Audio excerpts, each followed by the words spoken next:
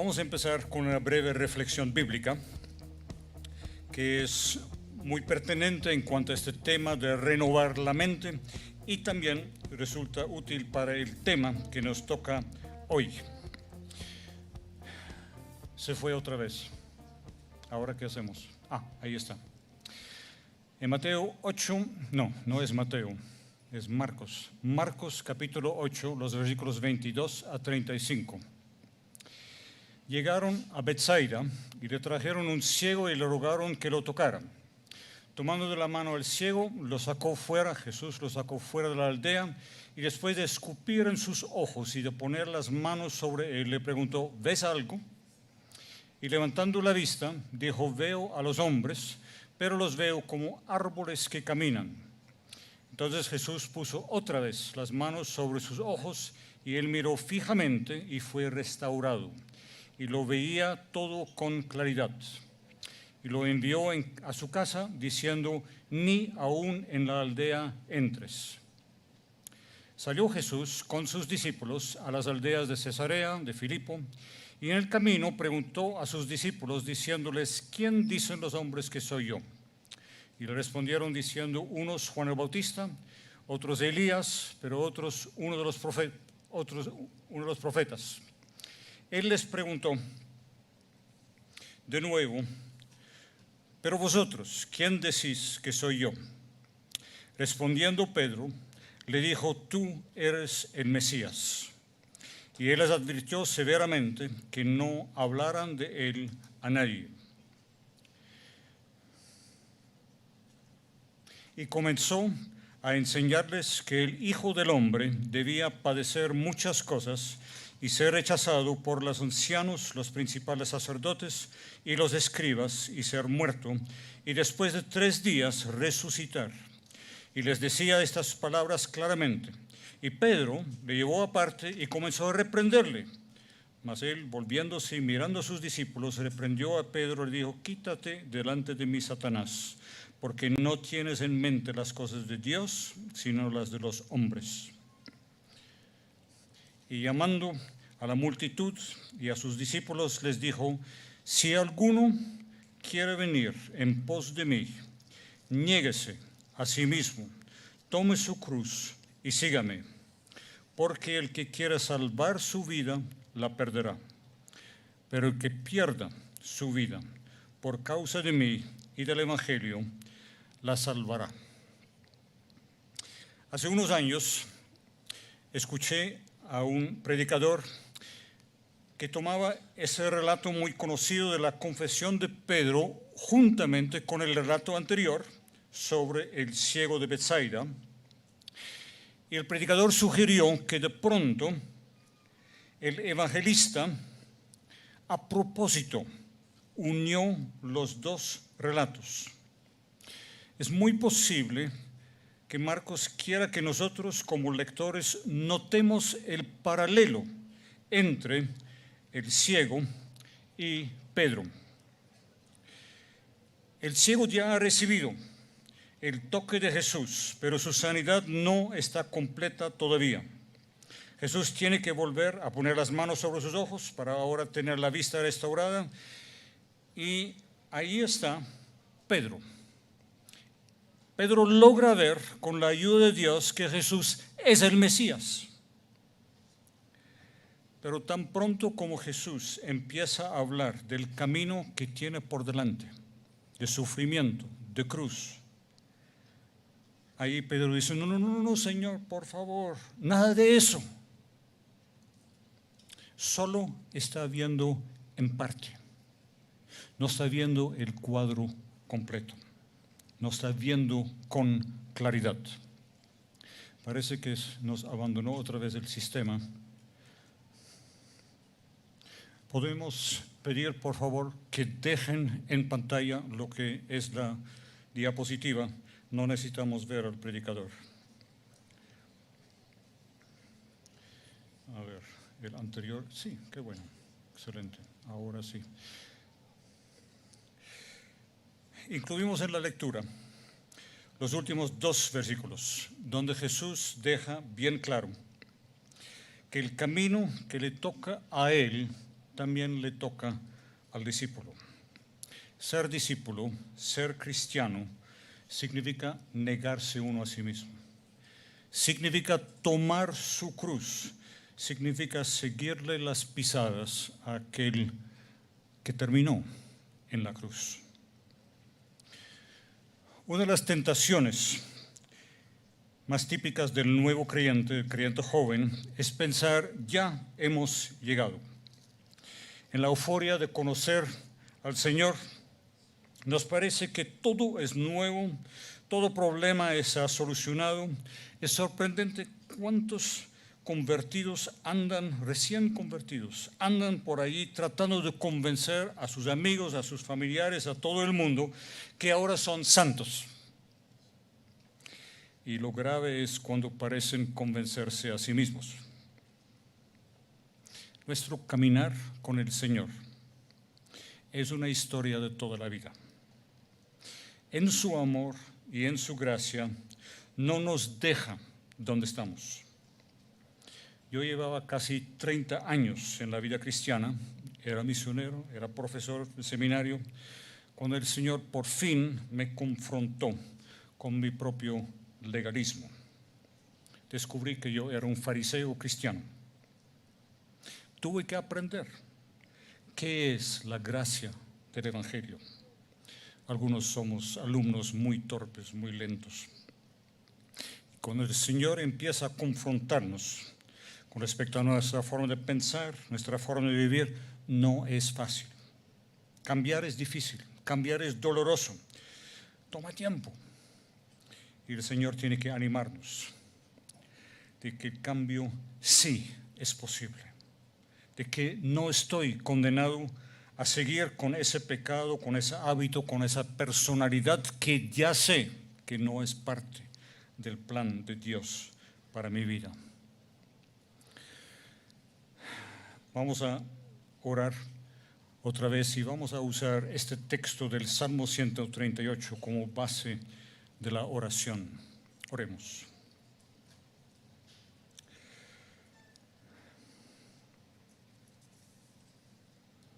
El Señor cumplirá su propósito en mí. Eterno Señor es tu misericordia, no abandones las obras de tus manos. Padre Celestial, te rogamos que tú efectivamente obres en nosotros. Hagas los cambios que tú quieres hacer. Sánanos. Cumple en nosotros tus propósitos. Amén.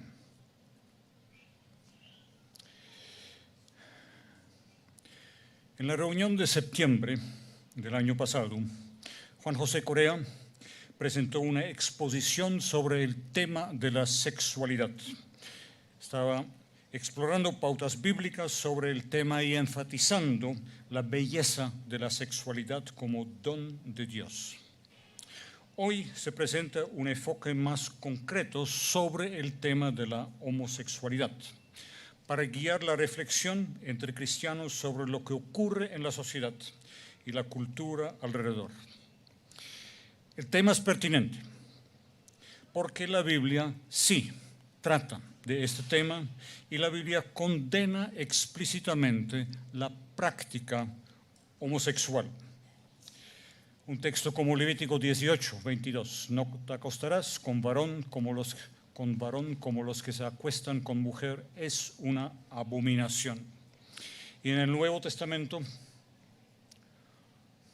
más pertinente para nosotros como cristianos, lo que Pablo dice en Romanos capítulo 1, versículo 26, por esta razón Dios los entregó a pasiones degradantes, porque sus mujeres cambiaron la función natural por la que es contra la naturaleza, y de la misma manera también los hombres, abandonando el uso natural de la mujer, se encendieron en su lujuria unos con otros, cometiendo hechos vergonzosos. Hombres con hombres y recibiendo en sí mismos el castigo correspondiente a su extravío.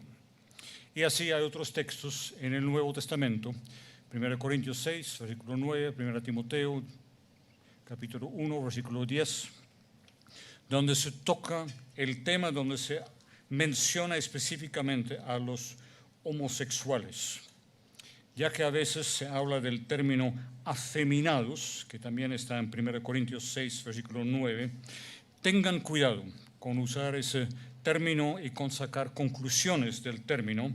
La misma palabra griega que ahí se traduce afeminados, en los evangelios se traduce como ropa fina. Es un término griego que tiene una gama muy amplia de significados. Debemos decir desde un principio cuáles son algunas de las cosas de las que no vamos a estar hablando. Nosotros no vamos a hablar de la definición de qué es el matrimonio y específicamente la pregunta, ¿qué tiene que ver la Iglesia con los matrimonios? En el Nuevo Testamento nunca se menciona de cómo que la Iglesia cristiana esté casando a personas. Como evangélicos no compartimos el concepto católico que mira el matrimonio como sacramento, pero sí resaltamos que la Biblia habla del matrimonio como un pacto. Ahí están los textos en Proverbios, en Ezequiel y en Malaquías, donde se habla del matrimonio como un pacto. Otra cosa que no vamos a profundizar son preguntas filosóficas sobre si el matrimonio tiene una base biológica, ¿sí? Si la unión matrimonial debe ser paralela a la unión sexual procreativa normal entre los mamales, o si es un constructo social artificial. Les abro el apetito, no vamos a hablar de eso. Y solo indirectamente, ya hicimos la exposición sobre política, se levanta la pregunta si le corresponde a los gobiernos, a los cristianos en la política, abogar por una armonía entre pautas bíblicas y las leyes del país. Quiero decir una palabra sobre el tema, la frase ideología de género, una frase que ha generado reacciones muy fuertes en el mundo evangélico. Que conste que buena parte de la preocupación detrás de ese tema de ideología de género tiene que ver con los roles que se le imponen a niños y a niñas desde la infancia. ¿Cuál es el color de ropa con que se vista al bebé? ¿Rosado o azul? ¿A quién se le ponen aretes el día después de nacer? ¿Quién juega con muñecos? ¿Quién juega con carros? Les pregunto a los hombres que están aquí presentes, cuando usted tenía 4 años, ¿alguien le tomó una foto y le pidió hacer un puchero? Nuestro tema es el de la renovación de la mente. Resulta muy fácil para cristianos adoptar esos roles tradicionales y hablar del rol bíblico del hombre y de la mujer. Recuerden, por favor, que la Biblia no dice quién debe limpiar la casa, quién debe lavar la ropa, quién debe preparar la comida. No hay absolutamente nada para indicar que esto es de él o de ella. Lo que la Biblia sí dice muy claramente es que la crianza de los hijos es responsabilidad de los dos, no del colegio. Debemos tener mucho cuidado con semejante asimilación de los valores de una sociedad tan marcada por el machismo y por estructuras patriarcales. Ojalá en otra oportunidad, pero no con este dinosaurio, profundizamos en las pautas bíblicas para el matrimonio cristiano. Otro tema de definiciones. El término que se utiliza tanto hoy en día, el término gay, que no aparece en la pantalla.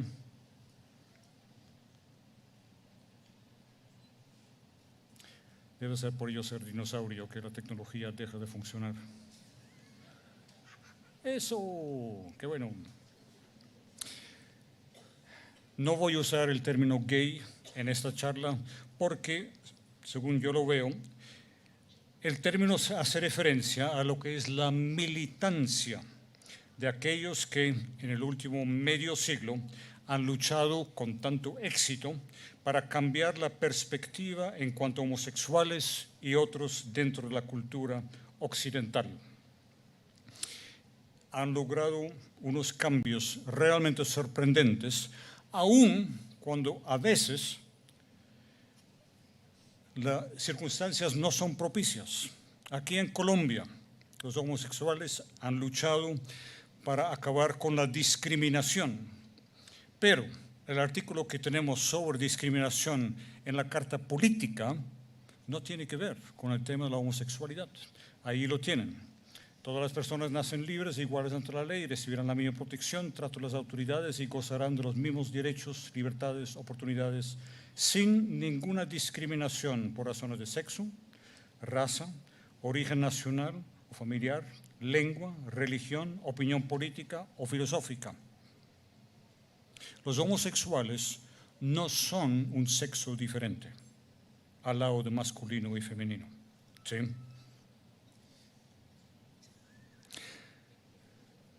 Se puede hablar de una orientación, de una preferencia sexual, pero no se trata de otro género. Y esa es una palabra que recientemente, en los últimos años, ahora tiene el mismo sentido en español que el término sexo tenía antes.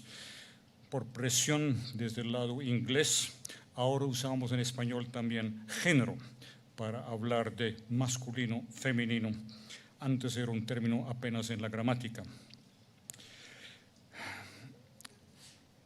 Es propio que en todo lo que estamos diciendo hoy, yo estoy hablando a un grupo de creyentes. No estamos aquí para entrar en polémicas con el movimiento gay. Una palabra sobre siglas que se utilizan. Ustedes en otras partes del mundo pueden encontrar una lista que se va extendiendo constantemente. LGBTQIA+, el plus es por si hay más. En español parece que todavía se sigue con las siglas LGBT.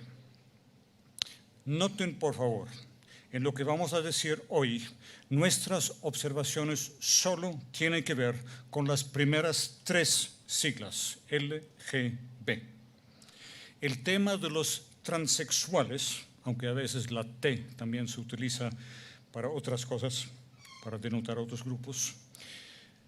Transexuales, personas que piensan que tienen el cuerpo equivocado, procuran cambiar su sexo con los medios provistos por la medicina y la ciencia moderna, no entra en la charla de hoy. ¿Sí? Ahí se trata de una problemática completamente diferente al tema de la homosexualidad. En parte es un tema de ética y ciencia, similar a la pregunta que surge con las películas de Parque Jurásico. La pregunta, si es científicamente posible hacer X o Y, ¿cómo decidimos si es sano y sabio hacerlo? Y sabemos realmente cuáles van a ser las consecuencias de hacer X o Y. Un tema muy amplio. En el caso de los transexuales, evidentemente sí, se trata de una confusión en el tema de identidad sexual. En el caso de los homosexuales, resulta más apropiado hablar de preferencia, de orientación sexual. Son importantes esas aclaraciones. Sí, quiero llevarles a las definiciones que nos da el diccionario de la Real Academia con respecto al término homosexual. Primero, se utiliza para hablar de una persona inclinada sexualmente hacia individuos de su mismo sexo. Segundo, se utiliza el término homosexual de una relación erótica que se produce entre individuos del mismo sexo. Y tercero, lo que es perteneciente o relativo a la homosexualidad o a los homosexuales. Noten en el punto 2, utilizan la palabra relación erótica. A veces hablamos de relaciones sexuales entre homosexuales, pero relaciones sexuales implican relaciones donde los genitales del macho interactúen con los genitales de la hembra como parte del proceso biológico reproductivo normal. La práctica homosexual tiene que ver con prácticas sexuales eróticas entre personas del mismo sexo para obtener gratificación sexual. Que conste que la moto no es mía.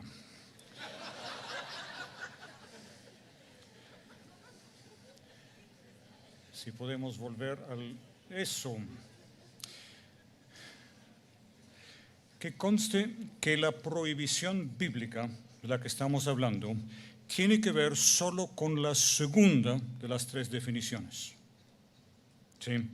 Es la práctica homosexual, es entrar en una relación erótica sexual con alguien del mismo sexo.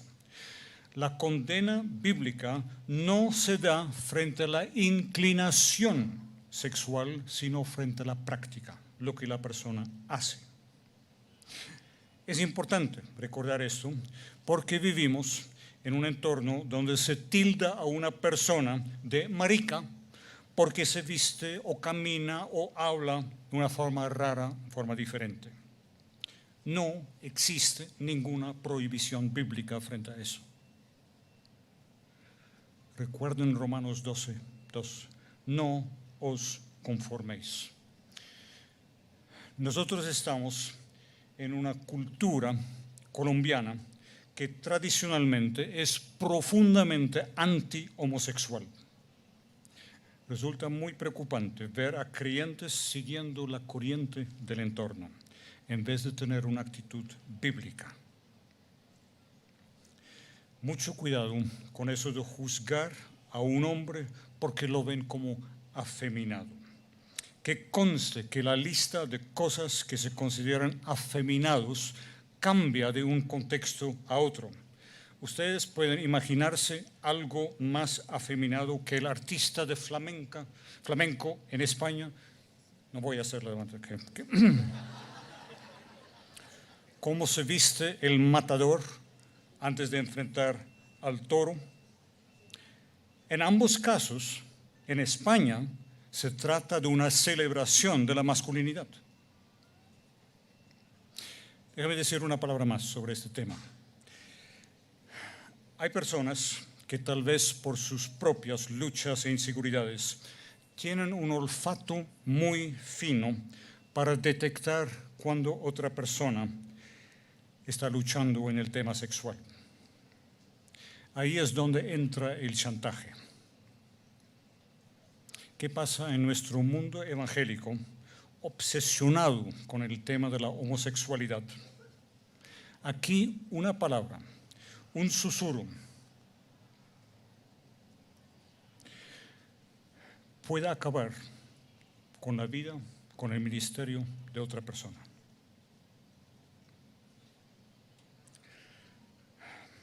Nos debe doler profundamente el índice de suicidio entre adolescentes por temas de confusión sexual. Por favor, no estemos contribuyendo a la presión que están sintiendo. ¿Sí? ¿Recuerdan lo que dice Levítico 19:6? Ahí ustedes lo tienen en la Biblia de las Américas. No andarás de calumniador entre tu pueblo. No harás nada contra la vida de tu prójimo. Yo soy el Señor. Curiosamente, cuando vamos a la Reina Valera, dice, no andarás chismeando entre tu pueblo. No atentarás contra la vida de tu prójimo. Yo, Jehová. Es una curiosidad de que el hebreo, y así también el griego, no distingue entre chisme y calumnia.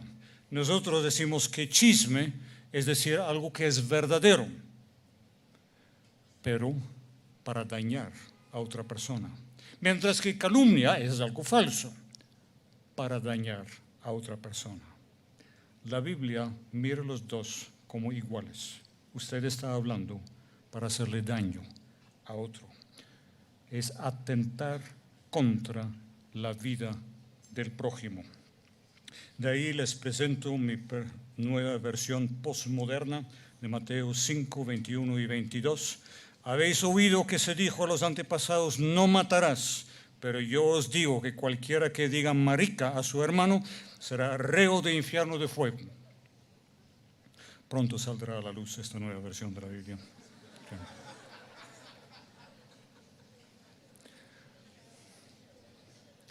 A la luz de estas aclaraciones, podemos decir lo siguiente. En el contexto de la iglesia cristiana, en el contexto de la exposición bíblica, tenemos varias responsabilidades. Primero,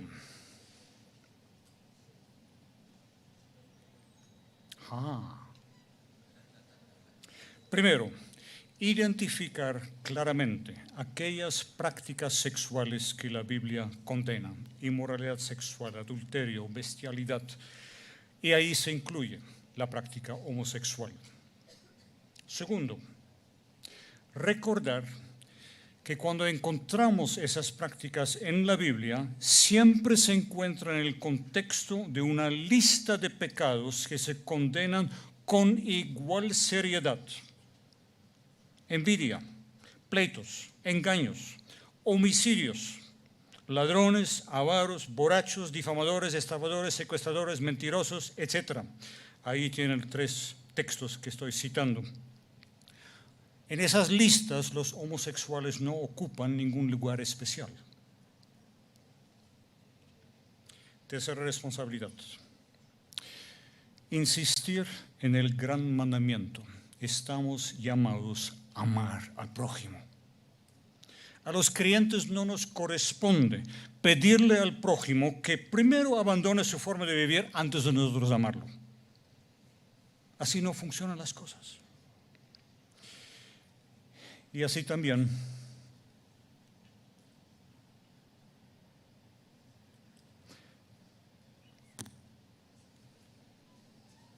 no quieren. Pero cuando no funciona para ninguno de los dos lados, eso, rechazar todo tipo de desprecio, de odio, especialmente cuando tales actitudes se deben más a prejuicios culturales que a la enseñanza bíblica. Como alguna vez dijo el Papa Francisco, nuestra primera tarea con los homosexuales es pedirles perdón por no manifestar el amor que debe ser nuestra característica principal. El autor C.S. Lewis habla de quienes juzgan la homosexualidad más por la náusea, por el asco que les produce, que por un juicio moral equilibrado. Y el mismo Lewis dice, bueno, ya que yo nunca he sido tentado por ese pecado, ¿por qué voy a expresarme tan fuertemente contra quienes tienen esa lucha? ¿Ustedes recuerdan por qué usted y yo somos cristianos? Porque necesitamos el evangelio de la gracia. ¿Por qué acudimos a la cruz del Calvario? Porque somos pecadores. Y ahora vamos a negarnos a amar a otro porque es pecador.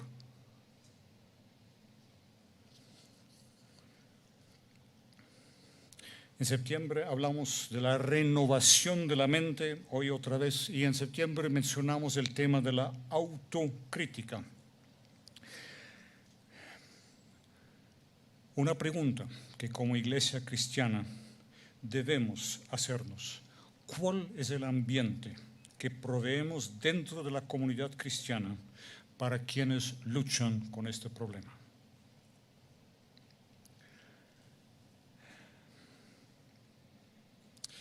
Vamos a otro punto. Es común en los debates sobre la homosexualidad escuchar a creyentes decir que el homosexual es homosexual por decisión propia. Por un lado, es una verdad a puño.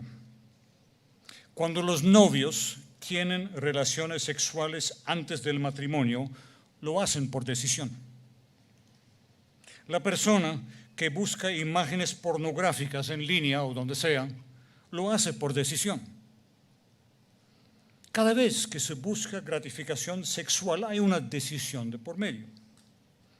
Pero decir que la homosexualidad se debe a una decisión personal no armoniza muy bien con el texto principal, el texto clave sobre este tema en la Biblia.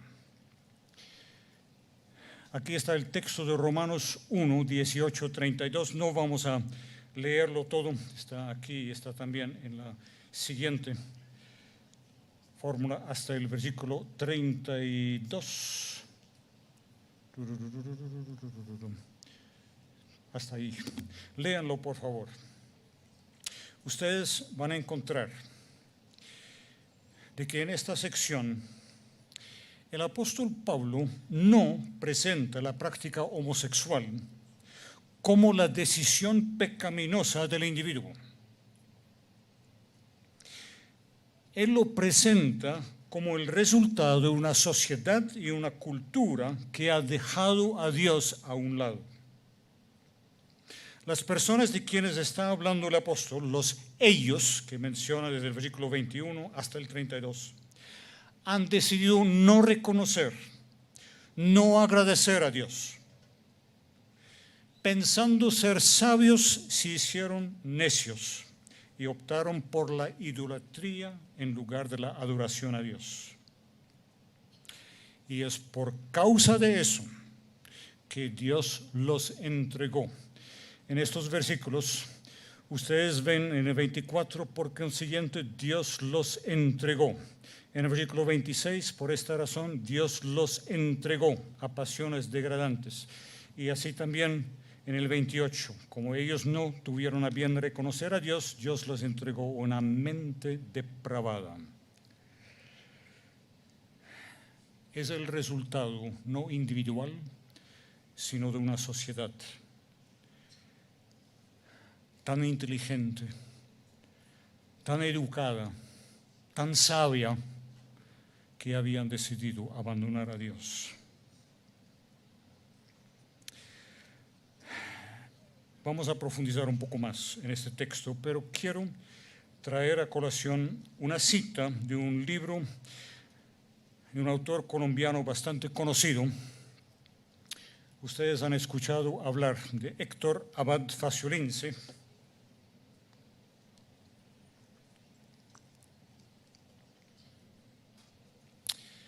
Él escribe el libro para celebrar la vida de su padre, Héctor Abad Gómez, médico destacado, profesor de la Antioquia, asesinado en 1984 por los paramilitares de Carlos Castaño. Lo más probable es que usted se ha visto la película y no ha leído el libro. Recuerden la historia del Comején. Detrás de un cine poco antiguo hay unos rollos de películas tirados.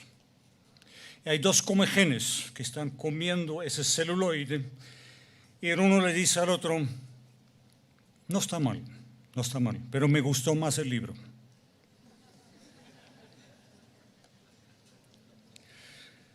Lean el libro, por favor, si quieren entender la Medellín de sus padres, de sus abuelos. El libro es una ventana. En ese libro, Abad comenta una experiencia personal. Leamos lo que dice. En la mitad de mi adolescencia, en el colegio de solos varones, donde yo estudiaba, me ocurrió algo que me pareció muy extraño y llegó a atormentarme durante años. La vista de los genitales de mis compañeros de clase, sus juegos eróticos, me excitaban. Y yo llegué a pensar con angustia por eso que era marica. Se lo conté a mi padre, con el ánimo transido de miedo, de vergüenza, y él me contestó, sonriendo tranquilamente, que era pronto para saberlo definitivamente, que tenía que esperar a tener más experiencia del mundo y las cosas que en la adolescencia estábamos tan cargados de hormonas que todo podía ser motivo de excitación, una gallina, una burra, unas salamandras o unos perros acoplándose, pero que eso no significaba que yo fuera homosexual.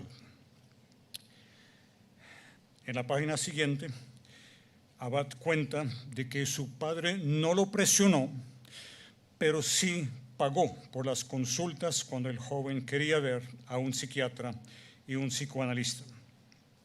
Y al final el autor deja claro que él es heterosexual. Yo pido perdón a las damas por usar aquí el ejemplo de un hombre en su lucha con la confusión sexual. Más adelante se procura restaurar el equilibrio, enfatizar la manera como las mujeres en este país terminan siendo las víctimas principales de las patologías sociales y sexuales de nuestro contexto. A ver si podemos profundizar en lo dicho en Romanos 1, teniendo en cuenta lo dicho por Héctor Abad. El momento histórico en que nos encontramos es un momento donde ya hay varias cosas que no se pueden hablar, que no se pueden preguntar. El ambiente y las leyes del país ya no permiten preguntar qué es normal, qué es una práctica sexual normal, qué es anormal. Yo les pregunto, si miramos aquí la respuesta que da el papá de Héctor Abad a su confusión, ¿un terapeuta de hoy daría la misma respuesta? Que eso no significa que eres homosexual. Tranquilo, espera, date tiempo. Significa que en nuestro medio es muy difícil hacer la pregunta, ¿cómo es que uno termina homosexual? ¿Cuáles son las causas, las raíces? ¿Cuáles son factores que contribuyen? Ya no se puede hacer un estudio psicológico, sociológico sobre las preguntas porque la cultura ha decidido mirar la homosexualidad como normal y natural.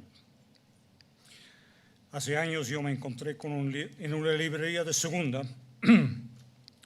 con el libro de un psicoanalítico sobre la homosexualidad. Y eso estaba publicado antes de 1973, es decir, cuando todavía se hablaba de la homosexualidad como una patología, como una conducta aberrante. El psicoanalítico, en forma típicamente freudiana, decidió mirar la homosexualidad como un problema de masoquismo. Creo que el autor cometió una falacia de causación, identificó un síntoma como si fuera la causa. Pero lo menciona el libro no más para notar que es el tipo de estudio que ya hoy no es posible. Favor tener en cuenta esa normalidad en las observaciones que se presentan a continuación. Quisiera honrar y agradecer la valentía de Héctor Abad al incluir este relato sobre su experiencia personal. El relato apunta a uno de los factores que pueden llevar a la persona a identificarse como homosexual, el temor. Abad habla de ser atormentado durante años. El motivo, la reacción de su propio cuerpo, la excitación que le provocaron los juegos eróticos de los compañeros en ese colegio.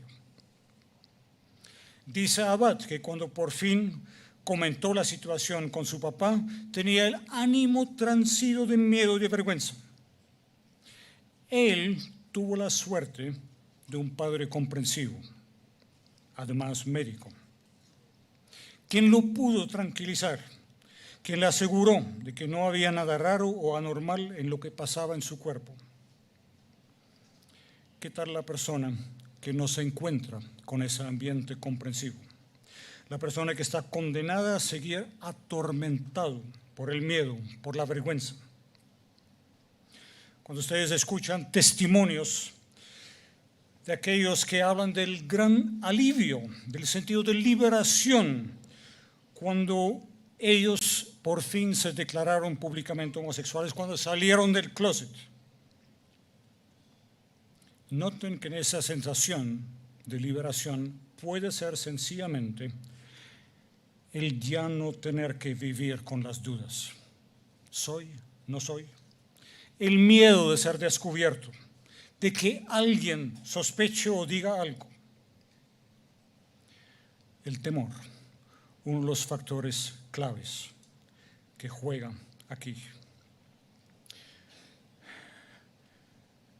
En segundo lugar, se ha hablado mucho en décadas anteriores de las dinámicas dentro de la familia como un factor clave en la confusión sexual del adolescente. La ausencia del padre generalmente es el factor de mayor peso, tanto para el hijo como para la hija en sus luchas. Supongamos por un momento que esa teoría de que la ausencia del papá efectivamente sea el factor clave. ¿Qué tal las implicaciones para un país como Colombia, donde el padre irresponsable, el padre que abandona el hogar, el padre ausente que todavía comparte el mismo techo, pero está ausente, donde eso es una figura tan común? ¿Qué va a implicar para los jóvenes que crecen en ese tipo de ambiente? Aquí no tenemos tiempo para profundizar en el tema del machismo, pero lo que acabamos de decir, vale la pena notar de que machismo y padre ausente son dos lados de la misma patología social que vive Colombia. El macho quiere ser libre. Por eso es que rehúye al compromiso, a la responsabilidad, no quiere ataduras. No vamos a profundizar en la pregunta de si ese hombre tan macho está compensando por sus propias inseguridades. En tercer lugar, la realidad horrible del abuso sexual. Es obvio que el abuso sexual de menores, otra patología social de nuestro medio, está relacionado directamente con todo tipo de secuelas a nivel psicológico, emocional, va a tener un impacto grande en el desarrollo sexual de la persona. Noten, por favor, el tema no se limita a la infancia. Incluye las experiencias sexuales inevitablemente malsanas de la adolescencia, ya sea que se trate de la costumbre tradicional del papá que lleva a su hijo a una prostituta para su iniciación sexual, ya sea que algún homosexual le ayude al adolescente a descubrir el placer sexual. En los dos casos y muchos otros habrá secuelas en toda la vida de la persona. Héctor Abad, directamente después del pasaje que leímos, relata lo siguiente. Su papá le dice que aún en el caso del hijo resultar homosexual, eso tampoco tendría ninguna importancia, siempre y cuando yo escogiera aquello que me hiciera feliz, lo que mis inclinaciones más hondas me indicaron, porque uno no debía contradecir a la naturaleza con la que hubiera nacido, fuera la que fuera. Y aquí hay mucha tela para cortar.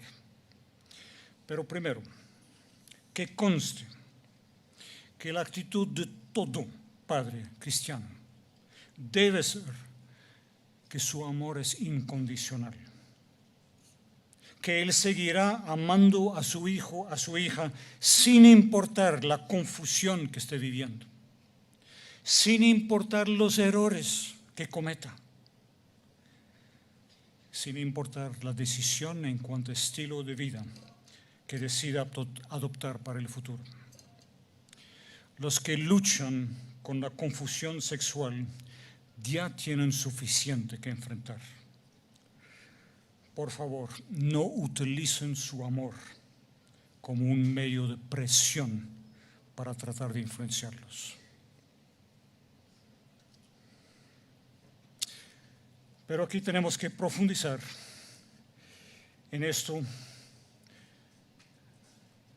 de que se dice por parte del padre de Héctor Abad, de que se trata de lo natural, de lo normal. Uno no debe contradecir a la naturaleza con la que hubiera nacido. Es la posición que se está convirtiendo en la ideología oficial en este tema, y ya lo es en muchos países. El problema con decidir si la homosexualidad es normal y natural, el problema es muy sencillo. La pregunta es ¿quién dice? Para los antiguos griegos, la pedofilia era normal. ¿Acaso todo lo que le provoca a alguien hacer para obtener gratificación sexual ahora se considera normal? Mejor no doy una lista: necrofilia, incesto, etc. Vivimos en un mundo donde se ha decidido que cualquier actividad sexual entre mayores de edad, con tal de que se haga con el consentimiento de ambos, es legal. La ley no dice, no puede decir si es normal o natural. Para eso no está la ley. Fueron unos psicólogos en Estados Unidos en 1973 quienes tomaron la decisión de declarar normal y natural la homosexualidad. Ustedes que en la universidad están luchando con las reglas APA, ¿sí han hablado de eso? La Asociación Norteamericana de Psicólogos fue esa asociación que en 1973 decidió ya no mirar la homosexualidad como una conducta aberrante. ¿Cómo compara el mundo en que nos encontramos con la realidad que Pablo describe en Romanos 1? Hace poco yo pasé por migración en Bogotá. Había un aviso inmenso que proclamaba las sanciones más graves para la persona que tuviera relaciones sexuales con un menor de edad. ¿Ustedes saben quién es menor de edad en Colombia? La persona menor de 18 años. ¿Ustedes saben cuál es la edad de consentimiento en Colombia? Yo les di la pista en la charla anterior, ¿no es cierto? No hay ley en Colombia contra la persona que lleva a una niña o un niño a la cama con tal de que tenga 14 años. La misma ley dice, para todos los efectos legales, llámese mayor de edad o simplemente mayor, a quien ha cumplido 18 años. Pero cuando se trata del abuso sexual de menores, en el Código Penal se hace la excepción en el tema sexual. Solo se trata de abuso cuando es con una persona menor de 14 años. De parte del gobierno colombiano se organizan campañas en contra del abuso de menores, pero una administración tras otra se niega a cambiar esa edad de consentimiento que resulta una vergüenza. Mejor ni hablar del ingreso económico que produce el turismo sexual en este país. Ahí está la pregunta de fondo. ¿Cómo vamos a hablar de lo que es normal o natural en el contexto en que estamos? Se me ocurrió que nosotros necesitamos una actualización para el mundo moderno del libro de Erasmo, Elogio de la locura. Él lo escribió en el siglo XVI para burlarse de la práctica y de la teología escolástica. Hoy necesitamos a alguien que nos haga eso para mostrar los absurdos del mundo moderno en el tema de la sexualidad. El título de un libro de Nietzsche, Más allá del bien y del mal, también serviría muy bien para ese libro. Como creyentes, no nos deben sorprender estos absurdos, porque desde los primeros capítulos de la Biblia, no quiere quedarse ahí la hoja, ¿qué? Nos damos cuenta de que el mundo en que nosotros vivimos es un mundo tergiversado, dañado por la realidad del pecado. Incluso la primera evidencia de ese pecado en Génesis 3 se da justamente en el ser humano sentir vergüenza y miedo frente a su propia desnudez. Es por nosotros estar conscientes de esa realidad del pecado que desconfiamos de la frase, es apenas natural. ¿Recuerdan las palabras de Pablo? Gálatas, capítulo 5, versículo 17. No logré ponerlo en pantalla porque está todavía, apenas esta mañana lo agregué al manuscrito. Gálatas 5:17, porque el deseo de la carne es contra el espíritu. Hay una tensión entre el Espíritu de Dios que habita en el creyente y la naturaleza caída. Y eso implica que no podéis hacer lo que deseáis, dice Pablo. No hacer lo que nos da la gana. Aún así, aun si no nos sorprende si lo sabemos por la Biblia desde antes, no se puede hablar de esta temática de la sexualidad en Colombia sin sentir un dolor profundo. Esta realidad de promiscuidad, de violencia sexual, de abuso, de desorden total en el tema sexual, desde mucho antes de los debates sobre la homosexualidad, es como una nube oscura que pesa sobre esta tierra donde Dios nos puso.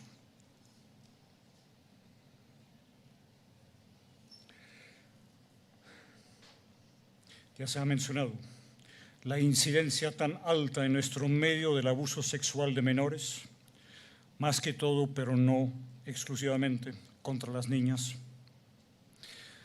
Hay personas aquí que no conocen esto por experiencia propia, pero no me atrevo a profundizar en el tema por consideración con aquellos que sí saben y procuran olvidar, quienes viven su vida bajo la nube oscura. A esto se agrega que tanta familia en nuestro medio es una familia disfuncional, el padre ausente, la mamá a quien no se le permite ser esposa y madre porque tiene que ser jefe de hogar. Y la sociedad alrededor le apunta el dedo porque ella no era capaz de mantener a su lado al esposo, a ese chichipato cobarde. Pido perdón por mi lenguaje vulgar. Vivimos en una cultura profundamente ambivalente, desde la misma religiosidad popular, en la forma como se está mirando la mujer. Por un lado, ella es la seductora, el gran peligro para el hombre, y por otro es la santa, la inmaculada del Día de la Madre, que muy apropiadamente lo celebramos en el mes de la Virgen. Ni hablar de las expresiones populares, si no muestras, no vendes. Vivimos en una cultura erotizada que ha convertido a la mujer en objeto sexual. y una cultura machista que se niega a prestarle atención a una mujer a menos que llame la atención por su belleza, por su forma de vestir, por sus curvas esculturales. Una cultura donde la universidad invita a una persona a ser profesor por ser estudiante brillante, pero no invita a la persona que ganó el premio de mejor estudiante porque es mujer, sino al que terminó de segundo, porque es hombre. Una cultura que tiene que exigir el uso de uniforme en el colegio para evitar que las muchachas entren desde ya en la competencia de ser la más atractiva, la más elegante, una competencia que les va a durar toda la vida. Una cultura que les roba a las niñas su juventud. Les quita la niñez. La niña de 4 años tiene que poner puchera para la foto, tiene que aprender a mover las caderas cuando baila con su papá. ¿Qué tal incluir en la Carta Política el derecho a la niñez? Pero los niños no fueron invitados a ser parte de la Constituyente. En nuestro medio evangélico, la pornografía es el pecado secreto, algo profundamente adictivo y malsano que se puede disfrutar en secreto porque el Internet provee un acceso prácticamente ilimitado a las bendiciones de la tecnología. Imágenes, videos que llenan la cabeza y la imaginación de las personas para reforzar así el quebrantamiento sexual. Y de esta manera se aumenta la competencia para las mujeres. Ahora, cuando en el matrimonio se quita la ropa, sigue en competencia con todas las imágenes que ese muchacho, ahora esposo, tiene en la cabeza. Se trata del pecado perfecto para la llamada sociedad de consumo. No solo porque la persona necesita siempre algo más, algo nuevo, sino porque la sociedad de consumo, creo que ya lo dijimos en septiembre, es en realidad la sociedad del descontento. Una sociedad en que todos los medios se unen para hacerle sentir a uno descontento con lo que tiene. Y el poder adictivo de la pornografía crece exponencialmente cuando el joven busca por este medio tranquilizar las dudas, la confusión en el tema sexual. Claro que yo soy un macho verdadero porque yo busco la gratificación sexual con mujeres desnudas anónimas. Tenemos que concluir.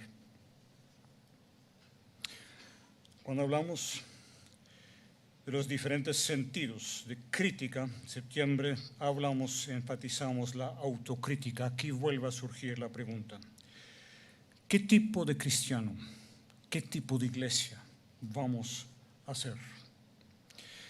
El llamado de Pablo a no conformarnos al molde del mundo que nos rodea implica un reto por dos lados. No es opción identificarnos con los prejuicios y las actitudes de la cultura tradicional frente a ese tema de la homosexualidad, con su odio, su repugnancia y otras reacciones viscerales. Recuerden, por favor, aún el pensar en aquel acto sexual que usted le dio la existencia también le produce repugnancia.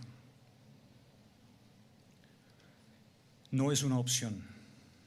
Estamos llamados a amar. Pero por otro lado, tampoco es posible acoplarnos y adaptarnos a la cultura que se está imponiendo en este momento con su todo vale, con su identificación, o mejor, confusión de placer y felicidad. Tengamos en cuenta que nosotros no formamos parte de una iglesia donde hay algunos santos que ministran a otros que son quebrantados y débiles. El milagro de la Iglesia de Cristo Creo que estoy muy atrasado con mis diapositivas. De pronto es la última, ¿no? Gracias. Eso, gracias. El milagro de la iglesia es que es un lugar donde los quebrantados ministran a otros quebrantados.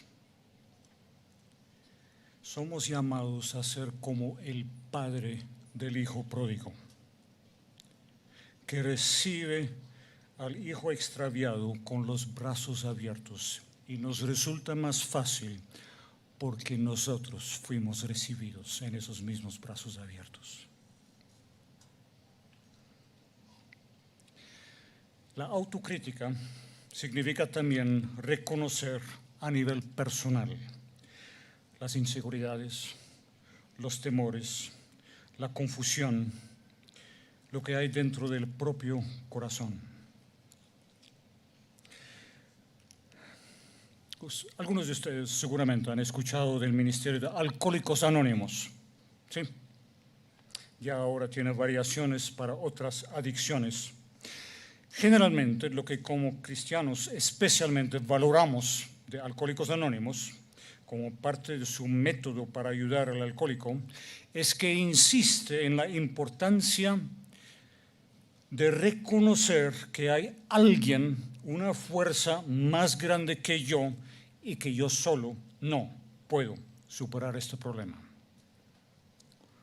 Lo mismo aplica, obviamente, para todo tipo de adicción y quebrantamiento sexual. Pero hay otra cosa muy valiosa del método de Alcohólicos Anónimos.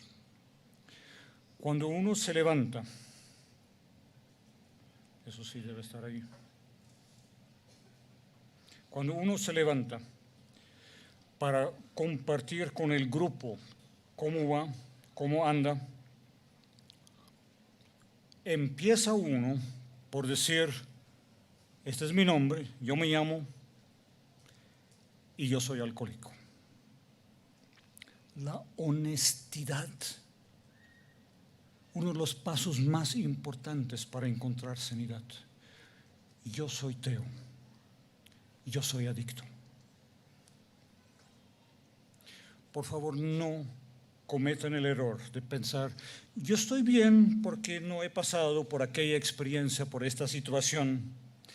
El ambiente sexualizado, erotizado en que vivimos nos afecta a todos.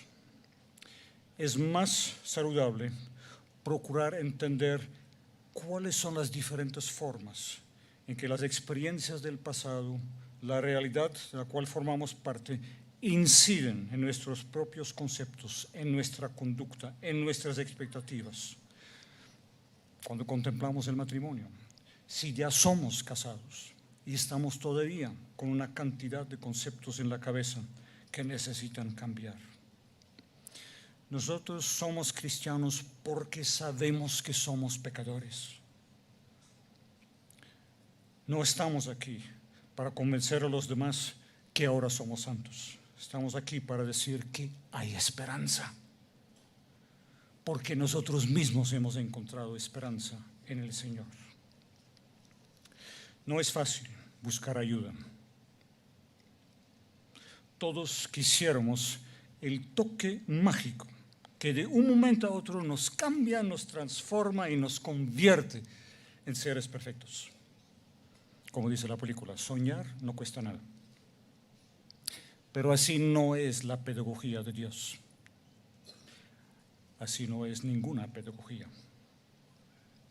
Solo cuando tú enfrentas y luchas con tus propias debilidades, desperfectos, pecados, tentaciones,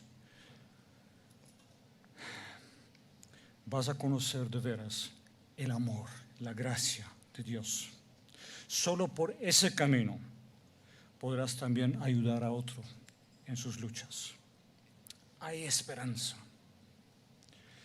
Y aquel que ha encontrado en su propia vida el poder sanador de Dios también va a poder ayudar a otros.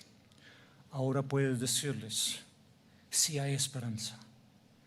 Claro que mi experiencia no es igual a la tuya, pero yo conozco al que sí puede, al que sí quiere, al que te ama, aquel que espera que lo invites a tu corazón para empezar a obrar en ti. Ustedes y yo estamos llamados a reflejar la gracia y el amor de Dios. Cuidado con el mensaje facilista. Estoy perdido otra vez.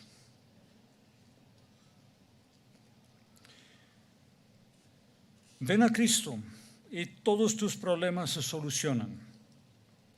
El mensaje de Jesús es muy diferente. Si alguien quiere venir en pos de mí, que tome su cruz y sígame. El camino por delante no es fácil. Cuando usted aquí habla con algún joven que está intentando renunciar a la pornografía, no es la primera vez, es la quinta vez, es la 10ª vez, es la enésima vez. El camino es difícil, pero hay esperanza. Oremos.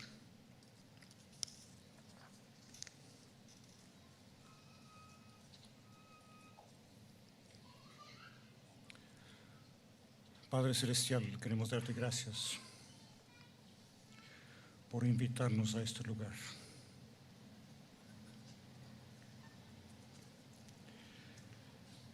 Padre, tú nos invitas no mirar sencillamente el tema, la pregunta del otro con su problema. Nos invitas a mirar adentro. Señor, ministra tú en este momento en el corazón de cada persona.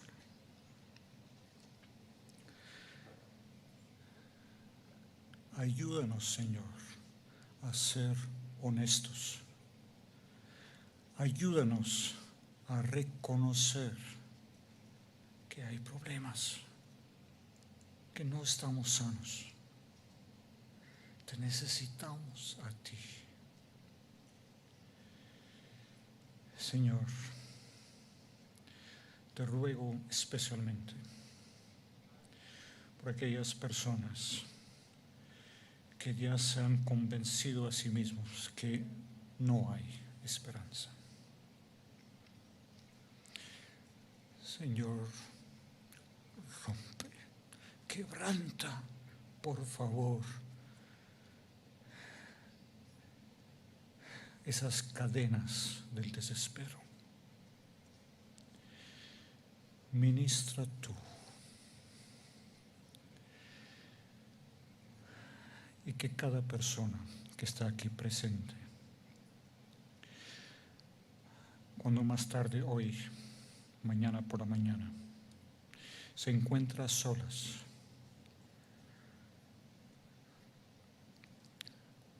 para hablarte a ti, para preguntarte, Señor, ¿qué hago? Te ruego, Señor, hazte presente.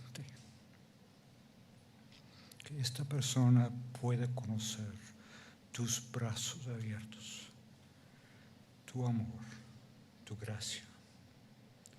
Lo rogamos en el nombre, Señor Jesucristo.